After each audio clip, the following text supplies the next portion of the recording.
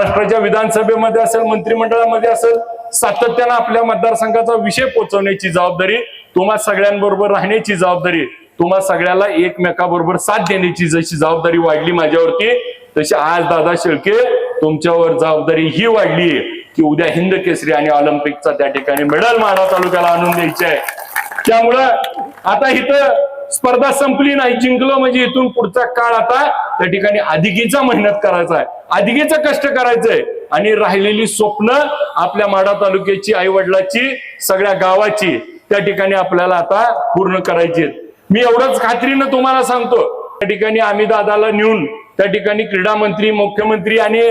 मंत्र्यांच्या हस्ते त्या ठिकाणी सन्मान करून त्या ठिकाणी महाराष्ट्रामध्ये हा आपला पुढच्या काळामध्ये एका बाजूला त्याने आता FY ला शिक्षण घेतोय, त्या ठिकाणी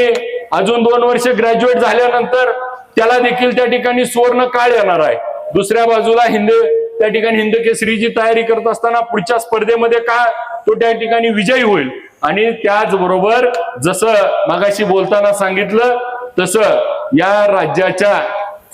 मुख्यमंत्र्याला, मंत्र्यांना अधिवेशनामध्ये त्या ठिकाणी साकडं घालून, हक्कानं भांडून दादा शेळकेला